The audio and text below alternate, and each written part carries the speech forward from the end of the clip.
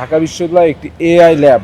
আপনারা জানেন China AI এর জন্য খুব বিখ্যাত। স্টুডেন্ট ভিসাকে কীভাবে সহজ করা যায়, কীভাবে স্টুডেন্ট ফ্রেন্ডলি একটি এনভায়রনমেন্ট তৈরি করা যায়। আসলে আল্লাহর রহমতে গতকালকে রাতে আমরা পৌঁছেছি সকলে 10 দিনের চীন সফর শেষে। তো এই চীন সফরে আমরা গিয়ে দেখলাম যে চীনের যেমন বিভিন্ন সৌন্দর্য দেখেছি, চীনের বিভিন্ন যেমন নিদর্শন দেখেছি সভ্যতার, ঠিক একইভাবে আমাদের গত 10 দিন কিন্তু সম্পূর্ণ কেটেছে চীনের বিভিন্ন সরকারি এবং বেসরকারি যারা প্রতিনিধি রয়েছেন, বিভিন্ন সরকারের যারা প্রতিনিধি রয়েছে তাদের সাথে মিটিং করে, তাদের সাথে বিভিন্ন সভা সেমিনার করে, তাদের সাথে বিভিন্ন আমাদের অপিনিয়ন বা আইডিয়া এক্সচেঞ্জ করে।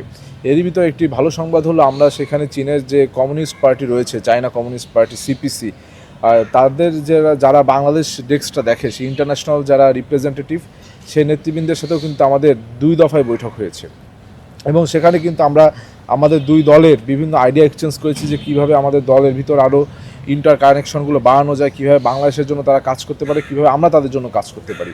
একইভাবে সেখানে ফরেন পলিসিতে যারা রয়েছে, বিভিন্ন ফরেন মিনিস্ট্রি রয়েছে, আমরা 2টি শহরের ফরেন মিনিস্ট্রিতেই আমাদের মিটিং ছিল এবং সেখানে কিন্তু আমরা বিভিন্ন ধরনের আমাদের যে আইডিয়াজ এক্সচেঞ্জ করেছি। তার থেকে বড় কথা, আমরা ঢাকা বিশ্ববিদ্যালয়ের জন্য কথা বলেছি যে ঢাকা বিশ্ববিদ্যালয় একটি এআই ল্যাব।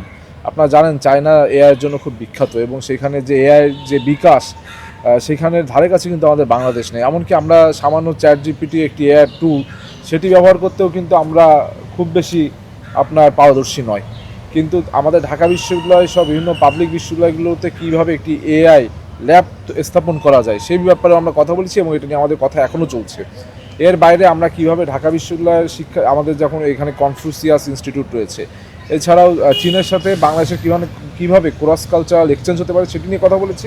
তার সাথে সাথে আমাদের বাংলাদেশ থেকে বিভিন্ন শিক্ষার্থীরা তারা কিন্তু প্রতিনিয়ত চীনে উচ্চশিক্ষার জন্য যাত্রা করছে। তাদের ভিসা, স্টুডেন্ট ভিসাকে কীভাবে সহজ করা যায়, কীভাবে স্টুডেন্ট ফ্রেন্ডলি একটি এনভায়রনমেন্ট তৈরি করা যায়। আমরা দেখছি যে বিভিন্ন সময় বাংলাদেশ সহ এই সাউথ এশিয়ার দেশগুলো চীনে যাচ্ছে যারা, তারা চীনকে ট্রানজিট হিসেবে ব্যবহার করছে, অর্থাৎ তারা সেখানে 2 বছর পরে ইউরোপ আমেরিকা চলে যাচ্ছে।